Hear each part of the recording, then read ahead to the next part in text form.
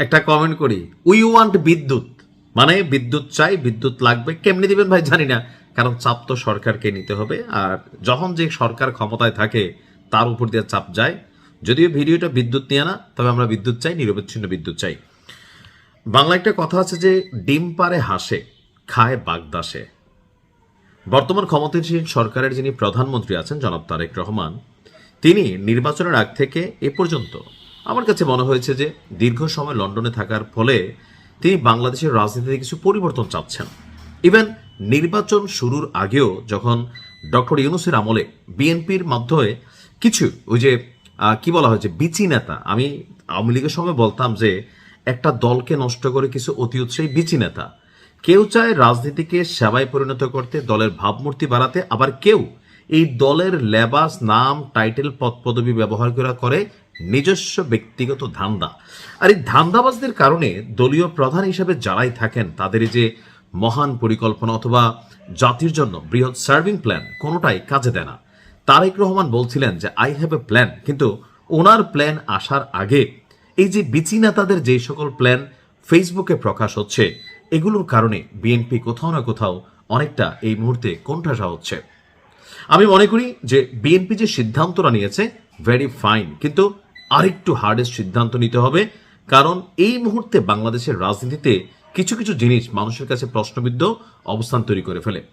ঘটনার প্রেক্ষাপট হচ্ছে রাজশাহীর দুর্গাপুরে দাউকান্দি সরকারি বিশ্ববিদ্যালয় কলেজে ঢুকে এক শিক্ষিকাকে আপনার জুতুপেটা করার যে ভিডিও, এটার কিন্তু দুইটা ভার্সন আছে। একটা ভার্সন আমিও দেখছি যে শিক্ষিকা প্রথমে থাপ্পড় দিচ্ছেন, এরপরে ওই লোক পা থেকে রূপসা খুইলা ওনাকে মারছেন। কিন্তু আসলে প্রেক্ষাপটটা কেন কেন শিক্ষিকা তাকে থাপ্পড়ের কাজ লাগলো? এবার আসুন ব্যাকগ্রাউন্ডে।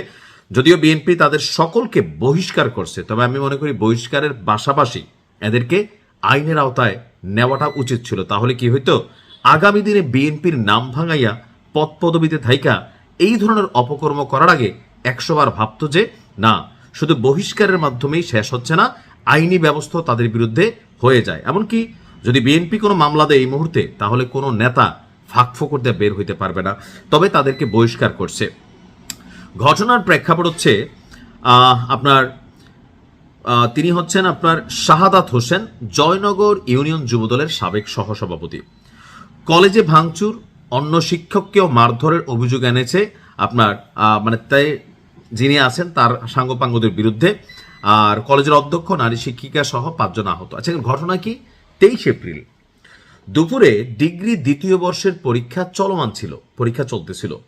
পরীক্ষা কেন্দ্র হওয়ায় কলেজ এবং আশপাশের এলাকার 100 গজ এলাকায় 144 ধারা জারি এবং সকাল থেকে সেখানে পুলিশ মোতায়েন ছিল। প্রত্যক্ষদর্শী, শিক্ষক, শিক্ষার্থী তাদের বক্তব্য, দুপুরের দিকে স্থানীয় বিএনপির কয়েকজন নেতাকর্মী অধ্যক্ষ আব্দুর রাজ্জাকের কক্ষে যায় এবং সেখানে গিয়া বিভিন্ন বিষয় নিয়ে বাকবিতণ্ডায় জড়ায়। বিশেষ করে আগের অধ্যক্ষের সময়ে কলেজের আয় ব্যয়ের হিসাব নেন, অর্থাৎ আওয়ামী লীগ সরকারের সময় যে অধ্যক্ষ ছিল সম্ভবত সেই হিসাবটা তারা দেখতে চাইছেন। এ নিয়ে কথা কাটাকাটি এক পর্যায়ে আপনার এখানে পত্রিকার মধ্যে যা লাগছে আমরা ফুটেজ দেখছি, যে আমরা দেখছি ম্যাডাম রাগান্বিত হইয়া হয়তো ওনাকে কোনো স্ল্যাং অথবা গালাগালি করা হয়েছে বা সামহাও ম্যাডাম সাহসী, তিনি আবার একটা থাপ্পড় দিয়ে ফেলছেন। এরপরে যে বিএনপি নেতা ছিলেন পাথাইকা রূপসাটা খুলে তিনি মাইর শুরু করছেন। ম্যাডামও সাহসী, বাইরে আইনে আবার বিএনপি নেতারে পাবলিকলি মাইর দিছে, মানে একটা ভালোই মারামারি জমে গেছে।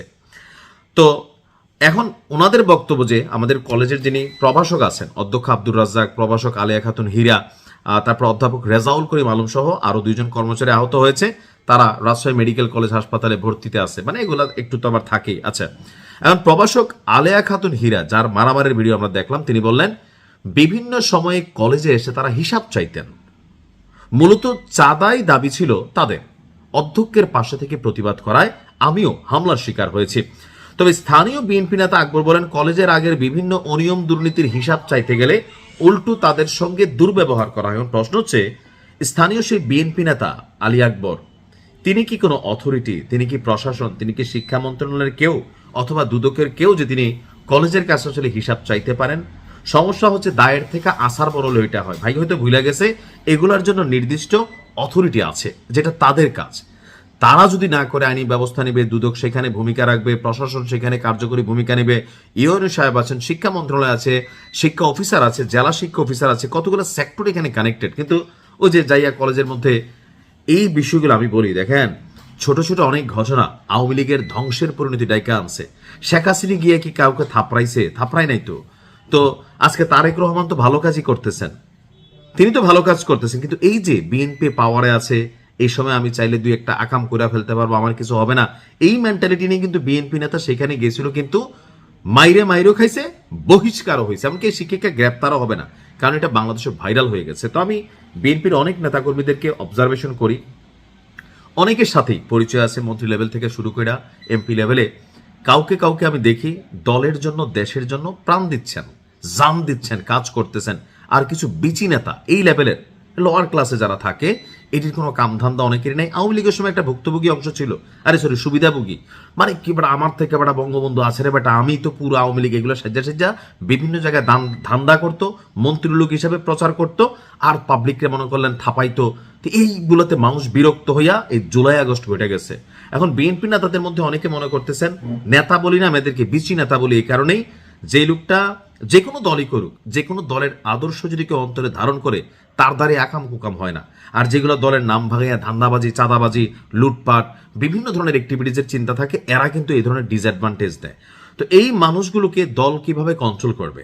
এখন আমরা তো ভাই ছোট মানুষ, যারা বিএনপির নীতি নির্ধারণী কমিটিতে আছেন, স্ট্যান্ডিং কমিটিতে আছেন, আপনারা আমাদের থেকে ভালো বোঝেন। তবে আমরা একটু পরামর্শ দিই, এই পরামর্শ আওয়ামী লীগের সময় দিতাম, আওয়ামী লীগরে এজ এ রেজাল্ট কি হলো, 9 বছর দেশে ঢুকতে পারলাম না, সরকার বিরোধী কন্টেন্ট ক্রিয়েটার হিসাবে আইনি ঝামেলায় পড়ে গেলাম।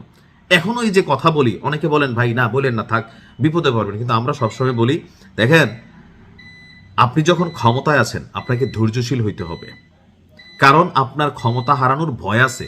যে ক্ষমতাই নাই তার তো ভাই হারানোর কিছু নাই, আপনার ইজ্জত আছে, আপনি ইজ্জত হারাবেন। এখন কি আওয়ামী লীগের কিছু হারানোর আছে? বিএনপির আছে কোনটা? ক্ষমতা। জনগণের রূপ মানে রাগ গুসা এখন কার প্রতি তৈরি হবে? সরকারের প্রতি। তো তারেক রহমানের নির্দেশনা যেগুলো, সেগুলা আপনাকে মানতে হবে, দেশের জন্য কাজ করতে হবে। আগামী দিনে রাষ্ট্র ক্ষমতায় থাকতে চাইলে, পাবলিকের কাছে ভালোবাসা পাইতে হলে আপনাকে সিস্টেমে চলতে হবে। ওই খুদ খাইয়া পেট নষ্ট, বিজিএফ এর চাইল খাওয়া, ওই অমুকের এটা জায়গা জমির মামলা একটা দিয়া ধরেন ভুয়া মামলা করা, অনেক কিছু হচ্ছে না, হচ্ছে, আপনি এগুলো থেকে বিরত থাকেন।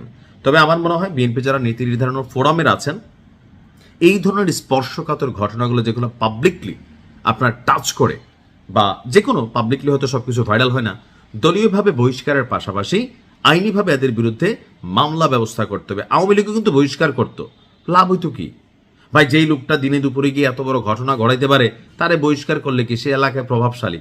সুতরাং তার বিরুদ্ধে বিএনপি যদি কোনো আইনি ব্যবস্থা নেয়, যে কোনো, শুধু ওনাদের কথা বলছি না, তাহলে বাকিরা সাবধান হবে যে না, অন্যায় করলে বিএনপি ছাড় দেয় না। বহিষ্কারও ছাড় না দেওয়ারই একটা সিদ্ধান্ত। বাট আমার মনে হয় যে আরেকটু বিষয়গুলো ভাবা উচিত। আর যারা নেতাকর্মী আছেন সাবধান হন। এই সাবধান বানিয়ে দিলে অনেকে খেপ্পা যান, কমেন্টে গালাগালি করেন যে এতদিন কইছিলি ভাই, 9 বছর দেশের বাইরে ছিলাম। এটা বুঝতে হবে যে এই সরকার বিরোধী আমরা আসলে না, আমরা সরকারের যেটা ভুল হয় সেটা ধরাই দেওয়াই আমার কাজ। ভালো থাকুন, আসসালামু আলাইকুম।